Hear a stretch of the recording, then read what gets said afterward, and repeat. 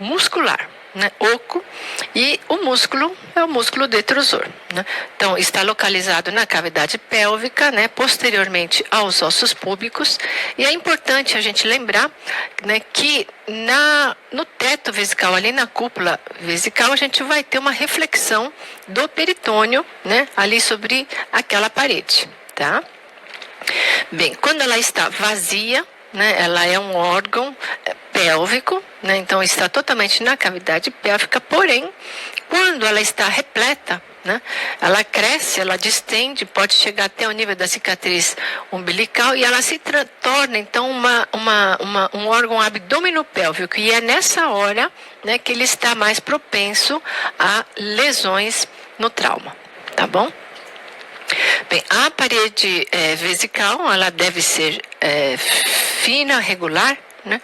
A gente considera como normal até 3 milímetros, né, de espessura quando a bexiga está cheia e até 5 milímetros, né, quando a bexiga está com repressão insuficiente, quando está vazia. Tá bom? O cálculo do volume vesical é feito igual ao cálculo nos outros lugares. Você vai pegar os 3 maiores eixos e multiplicar por esse fator 0,52, né? A mesma coisa que a gente faz no útero, ovário, tireoide, né? Por aí vai, tá bom? Bem, toda vez que a gente encontra um espessamento de parede, né, na bexiga, a gente tem que ver se ela é focal, se ela é difusa. Tá? E tentar, então, a partir daí, refinar as possibilidades diagnósticas. Tá? Bem, em relação à lesão focal, gente, comecei aqui, então, com o divertículo vesical. Né? Então, o divertículo, né, vesical, ele é uma alteração adquirida, né, em que a gente vai ter uma herniação do urotélio e da submucosa, né, por uma área aqui de fragilidade da camada muscular, e geralmente o divertículo ocorre, né, em situações em que você tem um aumento da pressão intravesical. Né? Então a gente está bem acostumado a ver aonde? Na hiperplasia prostática benigna. Né? Esses divertículos tendem a ocorrer próximo aos orifícios ureterais, né? E são causa de estase urinária. Tá bom? Então você costuma ter, né, um fluxo aqui menor, não é fluxo, é um turnover aí menor de urina no interior dos divertículos, tá? Eles podem ser solitários, podem ser múltiplos, né? Podem apresentar dimensões variadas, né? E lembrar, né? Podemos ter formação de cálculos e tumores, né? No interior desses divertículos, né? Então a gente viu que é uma área que você tem uma tendência à estase urinária, propiciando a formação de cálculos e tumores, tá bom? Bem, em relação a cálculo vesical, gente, quando a gente encontra um cálculo na bexiga, das duas uma, ou ele veio do rim, né? Então migrou do rim, ou ele se formou na bexiga, e geralmente se forma na bexiga por quê? Devido à estase urinária, tá? Então paciente que tem estase urinária vai ter maior predisposição para formar cálculos no interior da bexiga. Tá? O ultrassom vai mostrar o quê? Um cálculo igual cálculo em qualquer outro lugar. Né? Então vai ser uma formação hiperecogênica, móvel. Geralmente na bexiga a gente encontra a sombra acústica, né? E se você colocar aqui o Doppler colorido, né, você vai ter o artefato cintilante aí. Tá bom? Bem, cistite, né, que é a infecção aqui urinária baixa, né? Ela é mais comum em mulheres, né? Devido elas possuírem uma uretra mais curta, então facilitar essa contaminação pela flora retal. O principal agente é o E. coli, né? Escherichia coli. Nos homens, a gente pode ter cistite por obstrução. Então, toda vez que tem estase urinária, tem predisposição para cálculo e infecção. Então, obstrução por hiperplasia prostática benigna, levando a cistites, tá? Ou secundários a prostatites, tá bom? O que a gente vai encontrar? Um edema, né? Então, a gente vai encontrar um edema da mucosa e a capacidade vesical, né, vai estar reduzida. Então, aquele paciente que não consegue encher a bexiga, encher um pouquinho tem que esvaziar, encher um pouquinho tem que esvaziar, né, que sensação de urgência miccional. Tá? Esse edema vai aparecer para a gente no ultrassom como um espessamento difuso da parede vesical. Lembrar que podemos ter espessamentos focais. Tá? Quando se formam esses espessamentos focais, que formam essas lesões de aspecto nodular, pseudopolipoide, gente, não tem como diferenciar de tumor, tá bom? Então, lembrar que existe uma forma focal de cistite, né, que pode simular tumor, e a única forma de diferenciar é através de biópsia, cistoscopia por biópsia, tá? Existe uma forma de cistite que a gente fala que é a cistite enfisematose, na qual você tem produção de gás, né? Esse gás, ele pode aparecer na parede da bexiga ou no interior da bexiga, né? Então, quando você tem gás na cavidade vesical, quando o paciente vai urinar, geralmente a mulher, quando a paciente vai urinar, ela fala, nossa, parece que escapa ar, gás, né? Então, é o que a gente chama de pneumatúria, tá bom? Esta cistite enfisematose é mais frequente em mulheres e diabéticos. E o que a gente vai ver são focos hiperecogênicos na parede, né, produzindo aquele artefato de reverberação posterior, artefato de sombra suja, né, aquelas coisas, tá bom? Bem, em relação a tumor de bexiga, gente, olha o tamanho, né, da lista aqui dos tumores que a gente pode encontrar na bexiga, né? A gente vai falar, né, das mais frequentes, aquelas que são mais frequentemente observadas na bexiga, que são, primeiro, carcinoma urotelial, ou carcinoma de células transicionais, é o mesmo tumor, e carcinoma de células escamosas. Tá? Bem, o carcinoma de células transicionais, gente, é o tumor mais comum, né, da bexiga. Então, o tumor maligno mais frequente na bexiga, e o segundo mais no rim, né? Mais frequente em homens, na sexta e sétima décadas de vida. O principal sintoma que traz os pacientes ao médico é a hematúria, né? E aquele que tem correlação forte ali com o tabagismo, certo? Os achados ultrassonográficos, né, são inespecíficos. A gente pode encontrar como uma área de espessamento uroterial ou como uma lesão pseudopolipoide, né, que a gente já viu, que não tem como diferenciar de uma cistite, né? Então, diagnósticos diferenciais: cistite, espessamento parietal por obstrução, então é aquela bexiga trabeculada, alteração pós-radioterapia ou cirurgia, então cicatricial, sequelar, coágulo aderido. Hoje de manhã eu fiz um coágulo aderido na parede que parece um carcinoma, né? Carcinoma de próstata invasivo, linfoma, metástase, endometriose, e lembrar que podem crescer no interior de divertículos, tá bom? Bem, outro tumor é carcinoma de células escamosas, né? Ele é raro na bexiga, porém, após o carcinoma de células transicionais, é o segundo mais frequente, né? É esquisito, né, a gente pensar em carcinoma de células escamosas, né, na bexiga. A gente está acostumado a ver carcinoma de células escamosas, onde a gente tem o epitélio escamoso, que é na pele, não é isso? E como é que aparece na bexiga, né? Bem, o carcinoma de células escamosas na bexiga está relacionado, né, a processos crônicos ali na bexiga, gente. Então, infecção crônica, irritação ali crônica por catéteres de longa permanência, por cálculo, né? Então, aquela irritação crônica, aquele fator agressivo crônico leva a uma metaplasia do epitélio, né?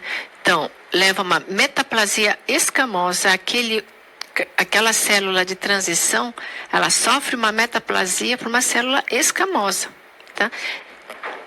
E por uma leucoplasia ali da área, né, onde está ali irritada, né, você está ali cutucando, né, que é considerada uma lesão pré-maligna. E é a partir dessas áreas, então, de metaplasia e leucoplasia, que se origina o carcinoma de células escamosas, tá bom? Então, é paciente que tem catéter de longa permanência, né? Cálculo, né? Infecção crônica, então precisa de um processo irritativo ali crônico que leva a esse processo de metaplasia. Tá? Bem, esses carcinomas de células escamosas tendem a ser grandes, sólidos, infiltrativos e também podem aparecer no interior de divertículos, tá bom? Aqui é um exemplo da literatura. Paciente de 57 anos, masculino, referiu um antecedente de retirada de cálculo, com história de hematúria há 3 semanas, e aí você vai fazer aqui o exame da bexiga, olha só o tamanho da lesão, né? No interior da bexiga, era um carcinoma de células escamosas, um SEC. Tá? Aqui é um outro caso de carcinoma de células escamosas crescendo no interior de um divertículo. E nesses pacientes que a gente tem suspeita de tumor, né, seja de células transicionais ou de células escamosas, a gente tem que olhar a gordura perivesical para ver se há sinais de infiltração. Então, aqui, nesse paciente, a gente já vê que há uma invasão dessa gordura, no caso, era um carcinoma de células transicionais. Tá? Bem, em relação a trauma de bexiga, gente, a maior parte das lesões, né, de bexiga são decorrentes de trauma fechado. Então, 85% das lesões de bexiga, né, são decorrentes de trauma fechado e quase 10% dos pacientes que têm fratura dos ossos pélvicos vão apresentar lesão de bexiga. Tá? Além disso, a gente pode ter traumas, lesões penetrantes, iatrogênicos, então levando, né, ao trauma de bexiga. Tá? Bem, quando a gente tem lesão de bexiga, a gente costuma classificar. Ela pode ser extraperitoneal, intraperitoneal ou a combinação das duas formas. Né? Vai depender de onde se localiza a lesão. Bem, aqui é um dado, né, que todos já sabem. O ultrassom é limitado para avaliação de trauma de bexiga. Quando você tem trauma, lesão de bexiga, o que acontece? Aquela bexiga murcha, né, ela diminui. Você vai ter extravasamento daquela urina, a bexiga murcha. E a gente sabe que a bexiga sem repressão é difícil para o ultrassonografista avaliar. Né? Então, o ultrassom é limitado, né, para avaliação destas lesões. E o que o ultrassom pode mostrar, né? O que é? Coleção líquida. A gente fala que é coleção líquida, mas na realidade o que é? A urina que extravasou. E aí, dependendo da localização da urina que extravasou, né, você vai saber dizer se é uma rotura extraperitoneal ou intraperitoneal. Na rotura extraperitoneal, a lesão ocorre na parte da bexiga que não tem o revestimento, né, peritoneal. Tá bom? Então, o que vai acontecer com essa urina? Ela vai extravasar para onde? Para as partes moles. Você vai ver coleções líquidas nas partes moles aqui da região pélvica pública. Tá bom? Indicando que se trata de uma lesão, de uma rotura extraperitoneal. Em contrapartida, nas lesões intraperitoneais, roturas intraperitoneais, né, a gente já falou na anatomia lá, no começo, que o teto vesical, a cúpula vesical, ela tem uma reflexão do peritônio aqui. Né? Então, quando você tem uma lesão aqui, o que vai acontecer com a urina que estava dentro da bexiga? Ela extravasa para dentro da cavidade peritoneal. Tá? Então, nesses pacientes você vai encontrar o quê? Líquido livre na cavidade peritoneal. Tá? Então, a rotura intraperitoneal corresponde a 35% dos casos e geralmente esse tipo de lesão ocorre quando a bexiga estava distendida na hora do trauma. Tá? Então, ali você vai ter a lesão e extravasamento de urina para a cavidade abdominal. Tá bom? Então, é pela localização ali do conteúdo líquido que a gente consegue inferir qual tipo, né, de lesão, se é extra ou intraperitoneal. Tá bom? Deixei por último aqui para a gente relembrar das anomalias uracais. Né? O úraco é uma estrutura vestigial, né? Ele liga ali quase a cúpula vesical ao umbigo, né? Então o normal é que ele oblitere e fique um cordão fibroso, porém, né, em alguns pacientes ele pode não obliterar, né? Quais são os tipos de anomalia de úraco que a gente pode encontrar? Então, o mais frequente, quase metade dos casos de anomalia de úraco é o úraco persistente. Então, todo úraco, ele continua patente. Esse paciente, ele refere o quê? Perda de urina pelo umbigo, né? Então, você tem uma comunicaçãozinha aqui, ligando a bexiga ao umbigo, né? Que está patente. Então, esse paciente refere perda de urina pelo umbigo. Então, este é o tipo mais comum, tá? O outro tipo é o cisto uracal. Corresponde a 30% mais ou menos das anomalias de úraco, né? No cisto uracal, a gente vai ter obliteração da extremidade umbilical, da extremidade vesical e a porção intermediária, que geralmente não é no meio, é no terço inferior, né? Continua patente com acúmulo de líquido formando um cistinho, tá bom? Então, 30%, tá? Aí temos os menos frequentes, que é o seio uracal e o divertículo uracal. Tá? O divertículo uracal, ele oblitera na região umbilical e permanece patente na região da bexiga. O seio uracal é o contrário, ele oblitera na bexiga e fica patente na região umbilical. Tá? Então, são estas as formas de anomalia de úraco que a gente pode ter, né? Então, aqui é um cisto de úraco, um aspecto bem que a gente já está acostumado a ver, né? Tem que ser de linha mediana, né? Tem que ser na linha mediana.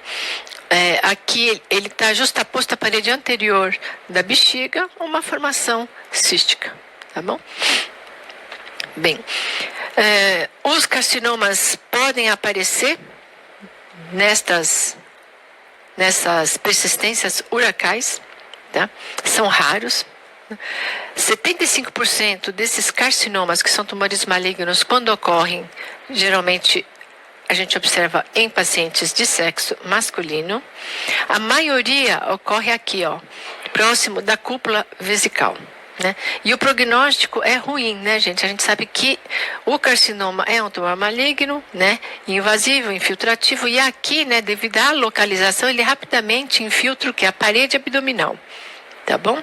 Quadro clínico geralmente hematura, polaciúria e disúria. E na ultrassom a gente vai ver uma massa, né, na cúpula vesical. Em 50% a 70% dos casos pode ter calcificação associada. O aspecto dessa massa pode variar, né, cílida,